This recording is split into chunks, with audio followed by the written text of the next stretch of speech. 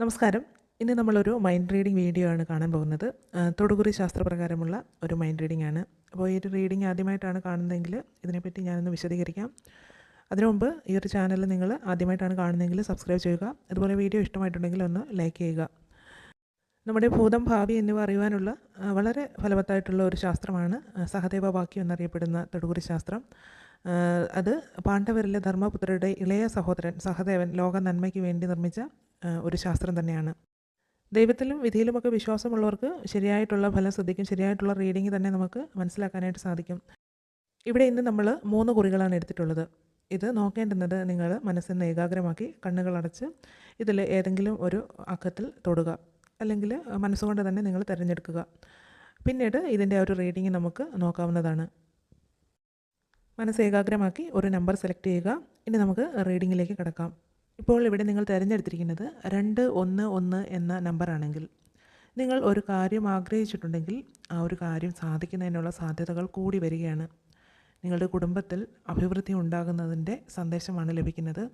അതുപോലെ നിങ്ങൾക്ക് കുട്ടികളുണ്ടാകാൻ, അതായത് പുത്രഭാഗ്യമുണ്ടാകുന്ന ഒരു സന്ദേശമാണ് വരുന്നത്. അപ്പം അങ്ങനെയുള്ള സാഹചര്യങ്ങളിൽ കാത്തിരിക്കുന്നവരാണെങ്കിൽ അതിനുള്ള ഒരു ഭാഗ്യം സിദ്ധിക്കും.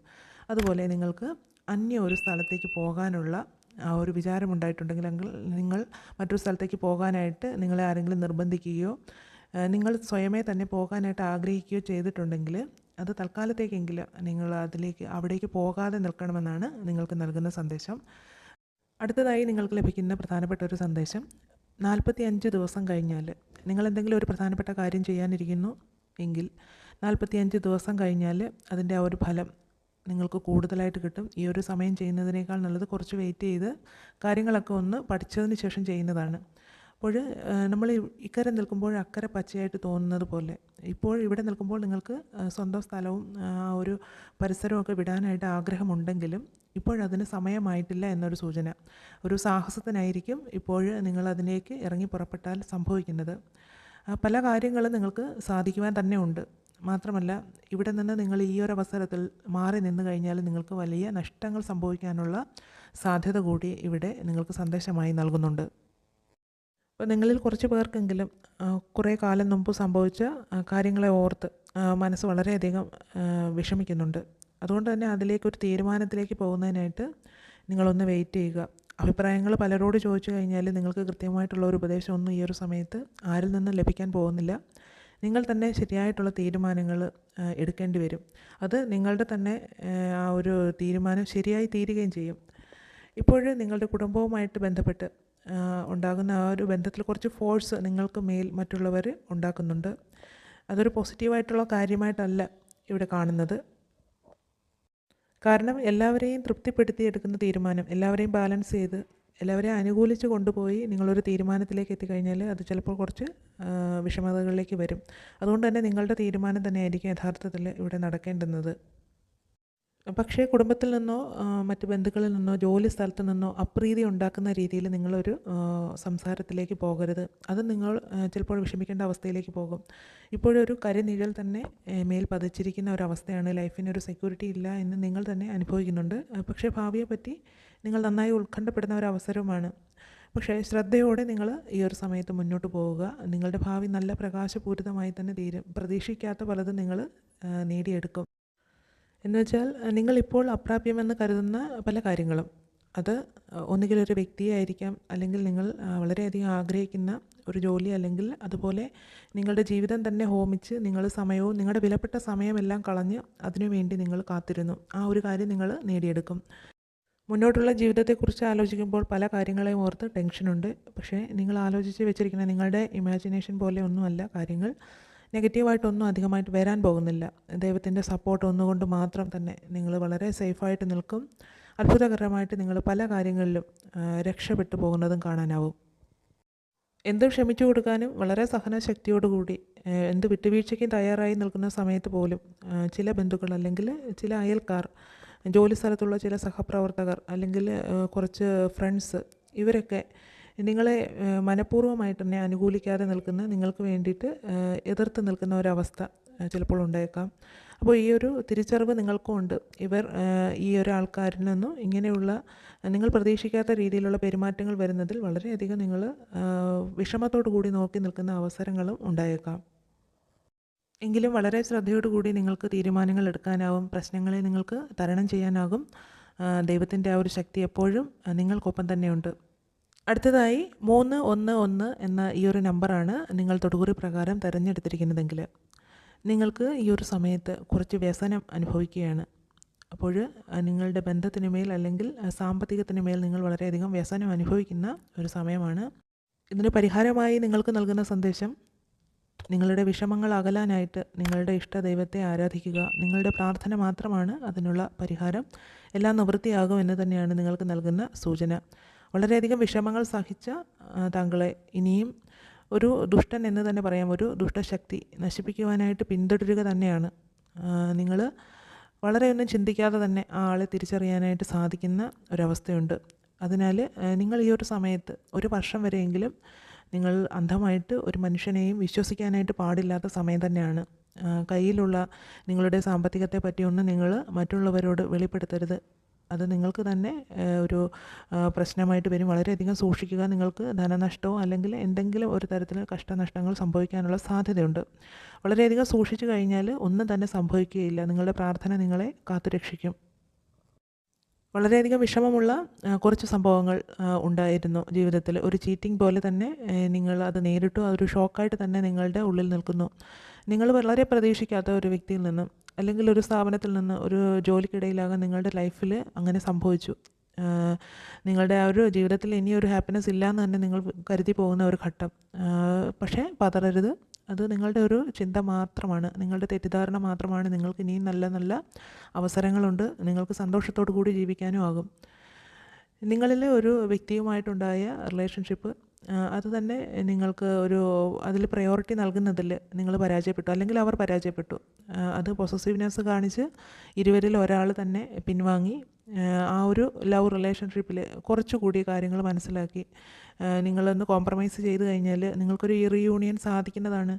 ആ ഒരു പേഴ്സൻ്റെ ആ ഒരു പ്രത്യേക സ്വഭാവം അത് നിങ്ങളെ വിഷമിപ്പിക്കുന്നുണ്ടെങ്കിലും ഉള്ളിൻ്റെ ഉള്ളിലൊരു പെയിൻ അനുഭവിക്കുന്നുണ്ട്. അത് 2 പേർക്കും ഉണ്ട്. ഒരാൾ തന്നെ മുന്നോട്ട് വന്ന് ഈ ഒരു റിലേഷൻഷിപ്പ് ചിലപ്പോൾ സ്മൂത്താക്കി കൊണ്ടുപോകാനായിട്ടുള്ള അവസരം ഇവിടെ ഉണ്ടാകുന്നതിനുള്ള സാധ്യതയുണ്ട്. നിങ്ങളുടെ പ്രാർത്ഥന മാത്രമാണ് ഇതിന് വേണ്ടുന്നത്. പക്ഷേ നിങ്ങൾ വെയിറ്റ് ചെയ്യേണ്ടതുണ്ട്. അടുത്ത കാലത്തായിട്ട് തന്നെ വന്ന് നിങ്ങളുമായിട്ട് റീയൂണിയൻ സാധ്യമല്ല. നിങ്ങൾ കുറച്ച് വെയിറ്റ് ചെയ്യുക. ഒരു മുന്നറിയിപ്പ് പോലെ നിങ്ങൾക്ക് തരുന്ന ഒരു സന്ദേശമാണ്. അടുത്തതായിട്ട് നിങ്ങൾ ചില കാര്യങ്ങൾ ശ്രദ്ധിക്കുക. നിങ്ങളുടെ തൊട്ട് മുന്നിലുള്ള ചില കാര്യങ്ങൾ പോലും ശ്രദ്ധിക്കാൻ കഴിയാത്ത അവസ്ഥയിൽ നിങ്ങൾ കഴിയുന്നുണ്ട്. നിങ്ങൾ പണ്ട് നടന്ന കാര്യങ്ങളെക്കുറിച്ച് ആലോചിച്ച് തൊട്ട് മുന്നിലുള്ള കാര്യങ്ങൾ ശ്രദ്ധിക്കാതെ നിങ്ങൾക്ക് ഒരുപാട് നഷ്ടങ്ങൾ സംഭവിക്കാനുള്ള സാധ്യതയുണ്ട്. അതുകൊണ്ട് തന്നെ വളരെ അധികം ശ്രദ്ധിക്കുക. ഇപ്പോൾ കടന്നു പോകുന്ന സമയം കുറച്ച് വിഷമകരമാണ്. അതിൽ നിന്നും മനഃപൂർവ്വമായിട്ട് തന്നെ ഒഴിഞ്ഞു മാറാനായിട്ട് ശ്രദ്ധിക്കുക. നല്ല എനർജറ്റിക്കായിട്ട് നല്ല ആക്റ്റീവായിട്ട് നടന്ന ഒരാളായിരുന്നു. അപ്പോൾ അതിൽ നിന്ന് ചെറിയൊരു മാറ്റം കാണിക്കുമ്പോൾ തന്നെ മറ്റുള്ളവർ അത് ശ്രദ്ധിക്കുന്നുണ്ട്. അപ്പോൾ ആ പഴയ എനർജിയിലേക്ക് നിങ്ങൾ വീണ്ടും എത്തുന്നതിനായിട്ട് നിങ്ങൾക്ക് കഴിയും. എന്തൊക്കെ പ്രശ്നങ്ങൾ അനുഭവിച്ചാലും അതിൽ നിന്നൊക്കെ നിങ്ങൾക്ക് മുക്തി ഉണ്ടാകും. കാരണം നിങ്ങൾ ദൈവത്തിനെ അത്രമേൽ ഡിവൈനായിട്ട് തന്നെ വിളിക്കുന്നുണ്ട്. നിങ്ങളുടെ പ്രാർത്ഥനയ്ക്ക് ഫലമുണ്ടാകും.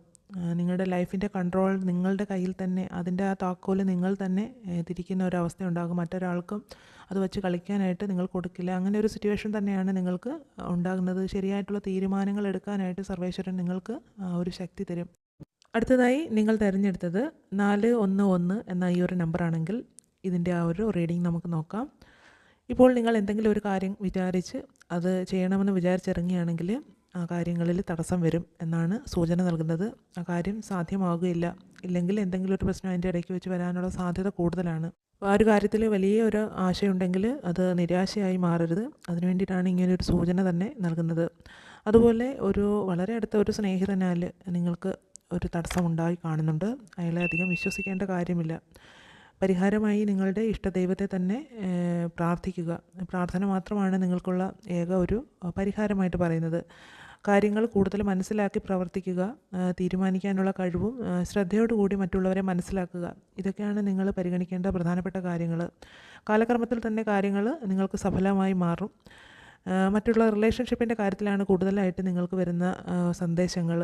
വളരെ ബുദ്ധിയോടുകൂടി കാര്യങ്ങൾ പ്രവർത്തിക്കുന്ന അല്ലെങ്കിൽ തീരുമാനിക്കുന്ന ഒരാളാണ്. എല്ലാം ശുഭകരമായി തീരാൻ അത് വളരെ ആക്റ്റീവായിട്ട് നിന്നാൽ മാത്രം മതി. ഒരു പുതിയ തുടക്കത്തിനായിട്ട് വലിയ തോതിൽ ആഗ്രഹിക്കുന്നുണ്ട്.